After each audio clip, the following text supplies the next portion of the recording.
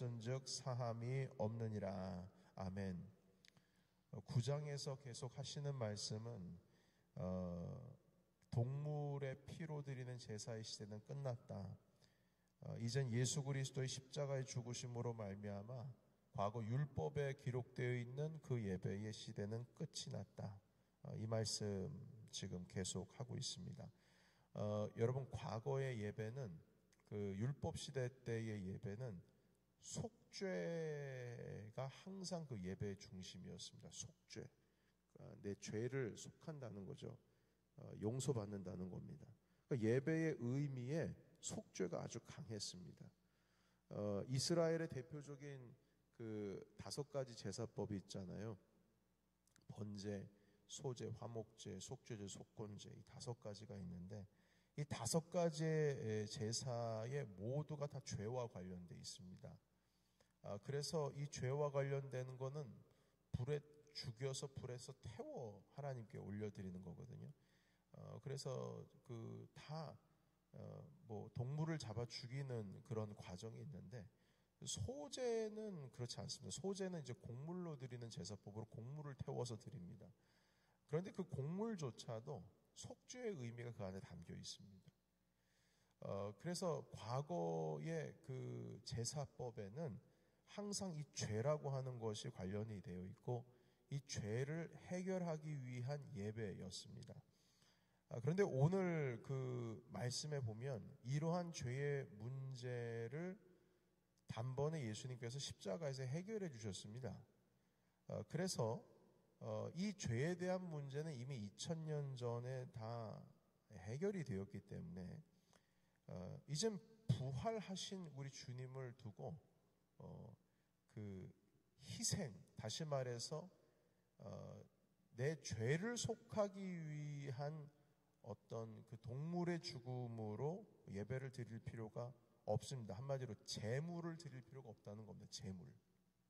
그러니까 나를 대신할, 내 죄를 대신하고 나를 대신해서 죽거나 희생되거나 피를 흘려야만 하는 그러한 예배를 주님 앞에 드릴 필요가 없다는 거예요. 단지 예수 그리스도의 희생을 재현하거나 remember, 기억하는 것으로서는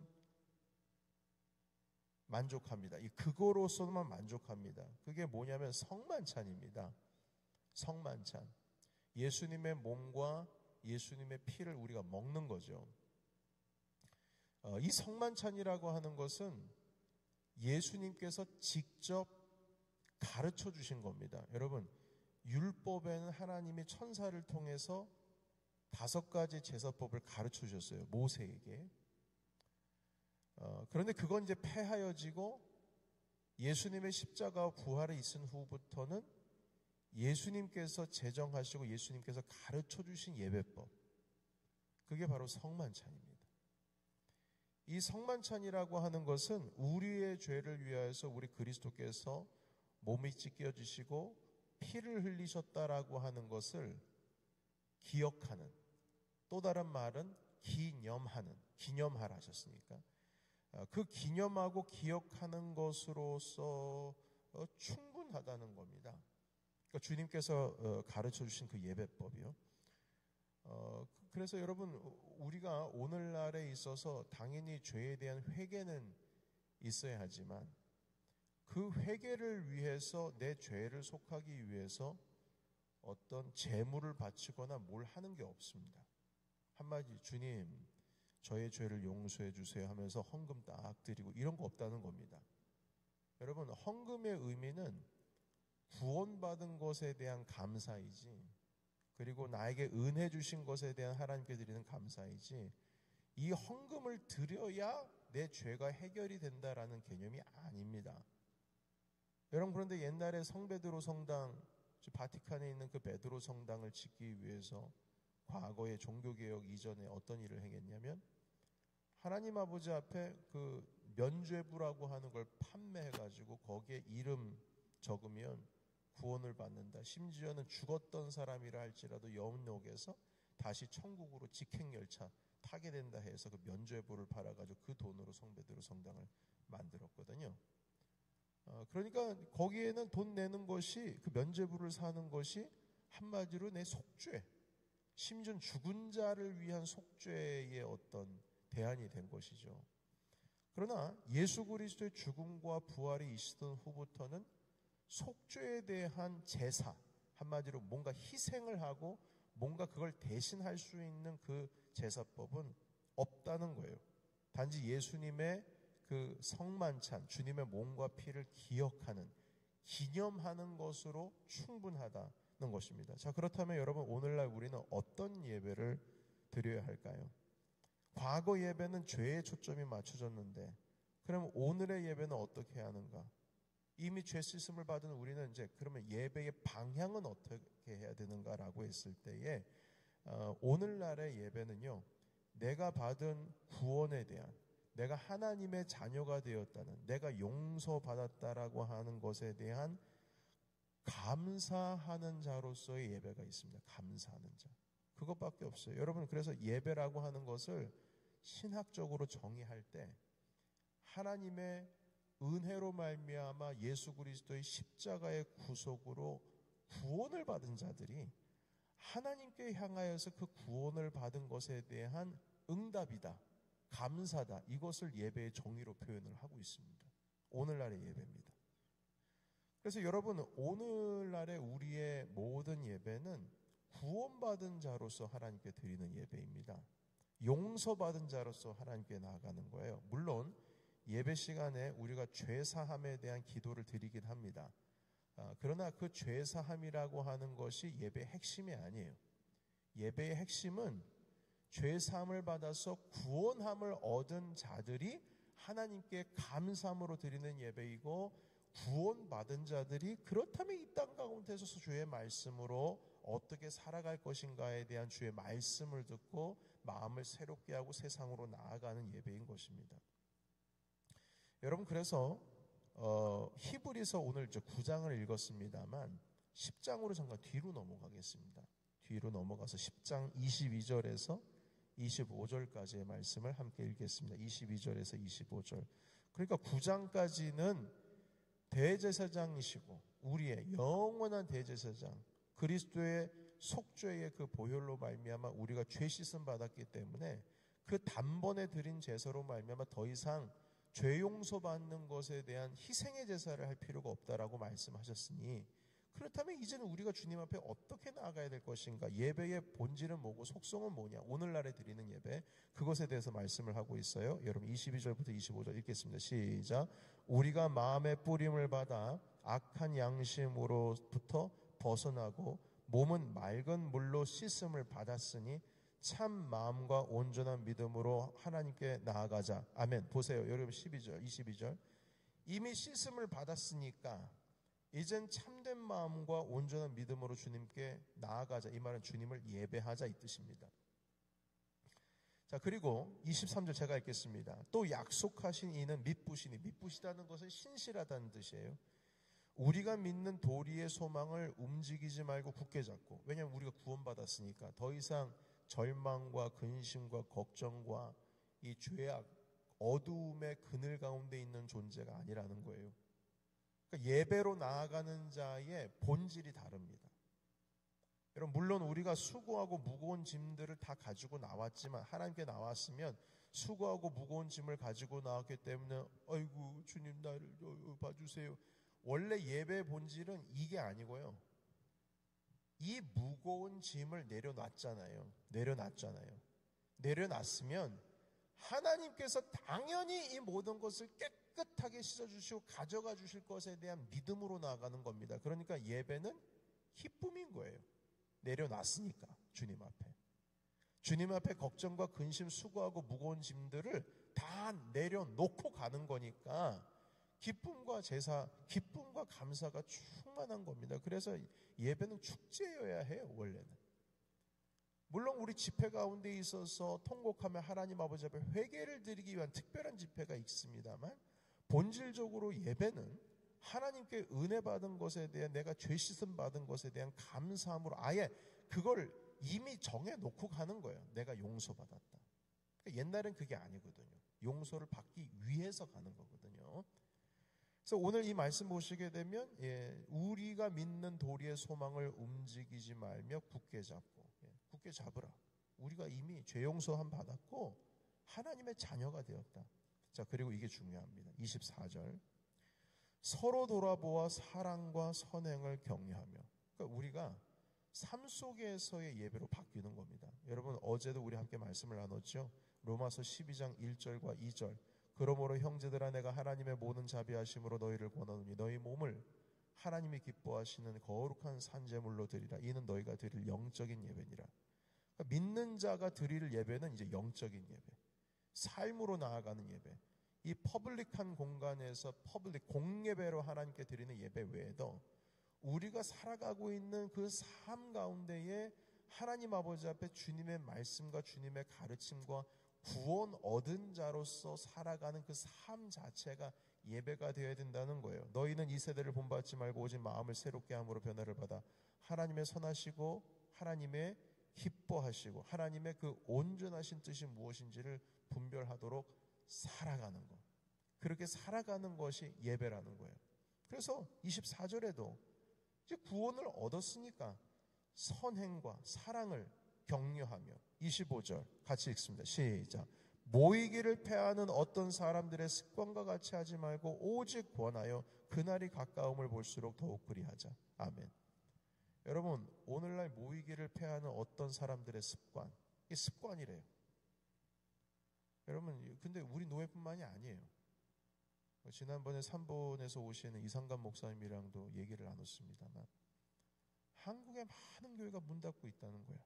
주일학교가 안 된대요. 아이들이 안 온대요. 그러니까 여러분, 우리가 여기 이민사회에서는 교회 교육이 되게 중요하지 않습니까? 교회에서 교육을 착실하게만 하면 아이들이 오잖아요. 부모님들이 보내지 않습니까? 근데 한국은 안 그렇대요. 왠 줄 아십니까? 그걸 채울 수 있는 대체가 있기 때문이에요. 뭔가 내 구미를 당기게 하는 뭔가가 있기 때문이죠. 물론 신앙도 떨어졌긴 했지만 여러분, 우리가 신앙이 좋아가지고 부모님들이 아이들을 교회에 보낸다고 생각하지 않습니다. 보낼 데가 없어서 그런 거지. 만약 부모님들이 가치관이 완전히 달라지고 그리고 아이들의 이민자들로서 한글 교육이라든지 이런 교육들이 교회가 말고 다른 데에서 뭐가 대체를 할 수 있다면 그곳으로 나갈걸요. 심지어는 대형 교회 같은 경우에는 아이들 부모님들이 아이들을 교회에 맡겨놓고 그 예배를 드리는 시간에 쇼핑하시는 분들도 계세요. 한마디로 어린이집처럼 맡겨놓는 거예요. 요게 반복이 되면은요, 종말이 보이는 겁니다. 교회 끝이 보이는 거예요. 모이기를 패하는 것이 습관이 됐습니다. 이게 자리 잡으면은요, 교회 분들은 그럴 수 있지. 그렇게 되는 거지 어떻게 요즘에 그러는 거지 여러분, 이걸 당연하게 여기면 안 되는 거예요. 안 되는 겁니다. 왜 주님의 교회가 문을 닫습니까? 안 되는 거예요. 과거에 있었던 수많은 유럽에 있는 교회들 뿐만 아니라 바울 시대에 있었던 지금 성지 순례의 길이 됐던 교회들은 사실 없습니다. 지금 그 자리는. 그 신앙의 유산들은 있었는지 모르지만 그 건물에 터전은 있지만 그 터는 있지만 없습니다. 없어요. 다 그곳을 이슬람으로 다 바뀌었습니다. 여러분, 우리 정신 못 차리면요, 우리 예수 그리스도의 십자가의 삶을 붙들고 나아가려고 하는 의지가 여러분 한 사람 한 사람 가운데서 사라지게 되면은요, 여러분, 주님의 교회는 영원하다고 주님의 말씀 가운데 있지만 주님께서는 그 촛대는 자꾸 다른 곳으로 옮기시는 겁니다. 그래서 결코 하나님께 드려지는 예배는 멈추지 말아야 됩니다. 멈추지 말아야 돼요. 어떤 경우에 있어든 예배는 멈추지 말아야 됩니다. 어떤 경우에 있어든 하나님 아버지 앞에 예배를 여러분, 예배는 멈추지 말아야 된다는 의미는 이 공예배가 한 사람이 있어도 드려야 된다, 이런 의미로 말씀드리는 게 아닙니다. 예배가 멈추지 말아야 된다는 것은 여러분들의 삶이 그렇다는 거예요. 여러분들의 삶에서 예배를 드리는 걸 멈추지 말라는 겁니다. 여러분들의 삶 속에서 내 감정이 오늘 좀 찌뿌둥해서 예배를 안 드리고 내 마음이 주님 앞에 나가기에 너무 바빠서 예배를 못 드리고 내가 주님 앞에서 있어야 되는 그 상황 가운데에 자꾸 나를 이렇게 방해하는 것들이 있어서 오늘 또 오늘 실패하는구나, 뭐 오늘 못하는구나 계속 이렇게 타협하는 게 아니라 무슨 일이 있어도 주님 앞에 나와서 예배를 해야 된다는 거예요. 여러분 과거에 여러분 이런 그 오늘날에 그 살아가고 있는 이 시대에 주일 성수 계속 강단에서 얘기를 하면 참 부담스럽습니다. 사실 되게 부담스럽습니다. 그런 교회 다니기도 싫어요. 자꾸 이렇게 뭐 행위 자꾸 강요하면. 그런데 여러분 행위에서 구원이 나오는 건 아니지만 그 행위가 빠지면 믿음이 빠져버려요. 여러분 신기하죠? 행위가 빠지면 믿음이 빠져버려요. 사람도 부부가 각방 쓰고 부부가 서로 멀어져 있죠. 갈매기 아니죠. 죄송합니다. 그 뭐라고 그래요? 기러기 부부. 갈매기 부부가 기러기 부부. 결국에는 부부지만 법이 그 둘을 묶어주는 게 아니거든요. 같이 한 방을 쓰고 같이 있고 힘들어도 같이 있어야 부부가 되는 거지.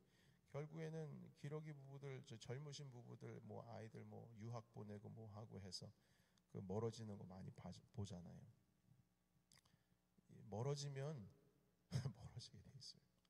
주님 앞에 나오는 예배가 멀어지게 되면 멀어지게 돼 있는 거예요. 그러면 결국 내 삶 속의 예배는 무너지고 내 삶 속의 예배가 무너진다는 뜻은 곧 교회가 무너지고 있다는 뜻입니다. 그래서 여러분 오늘 이 말씀은 결국에는 예수 그리스도의 십자가의 구원의 은혜로 하나님 아버지 앞에 이제는 속죄의 제사가 아닌 구원을 얻은 것에 대한 감사의 예배로서 나온다면 이제는 삶이 바뀌어야 된다는 거예요. 어떻게 해서든지 십자가 붙들고 나아가는 그 소망 붙들고 나아가는 의지로 바뀌어야 된다는 겁니다. 여러분 오늘 이 아침에 그 잠을 깨우셔서 주님 앞에 나오신 여러분들을 통하여서 이러한 예배의 영성이 우리 교회 가운데 흘러갈 줄로 믿습니다. 여러분 그래서 오늘날의 예배 중심에는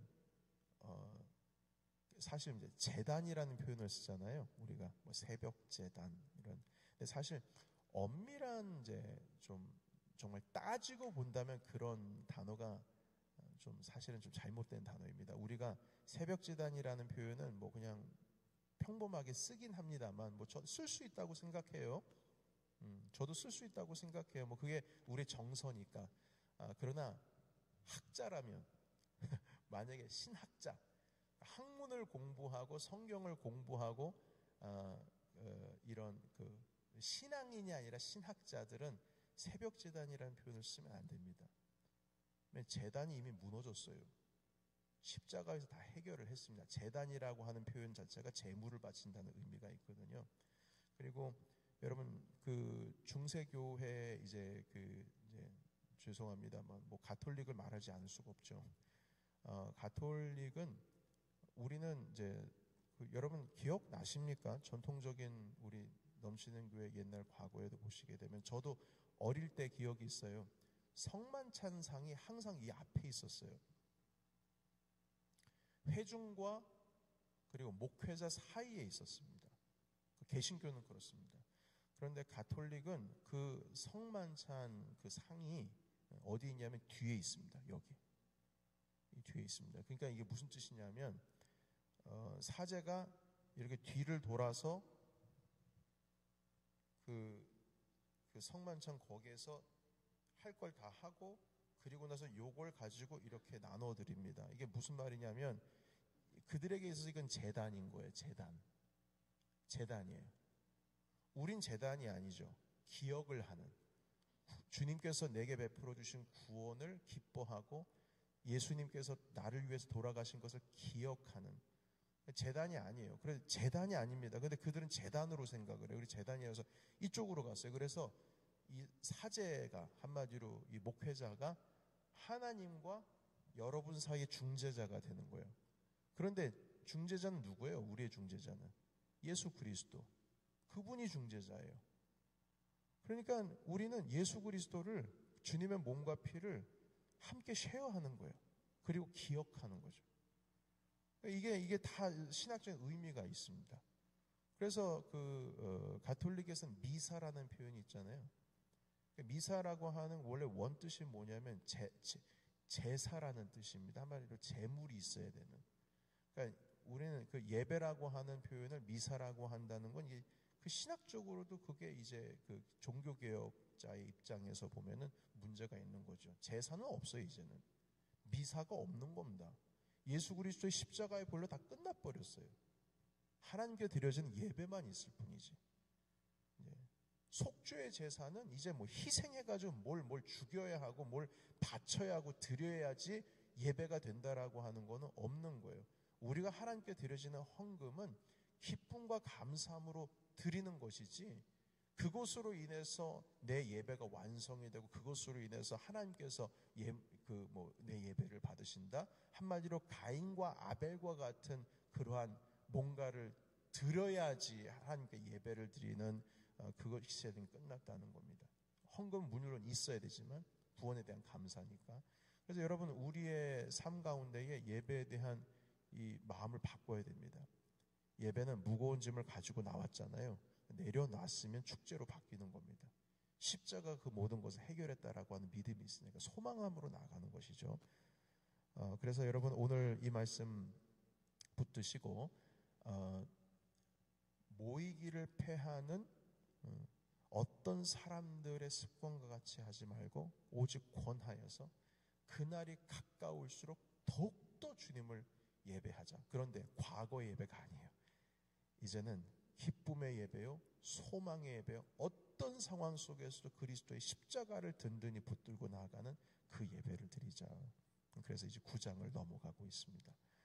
여러분, 어제 우리 또 집회했지요. 우리가 요즘에 열린다 안 모이고 이 집회를 하는 것은 하나님께 나아가는 방법을 연습하는 겁니다. 참 나아가는 게 어려워요. 힘들어요. 바빠요. 그리고 걱정도 많으면 많을수록 나가기도 싫어요. 그러나 하나님께 나아가는 방법을 함께 연습하면서 실제로 같이 함께 나아가는 겁니다.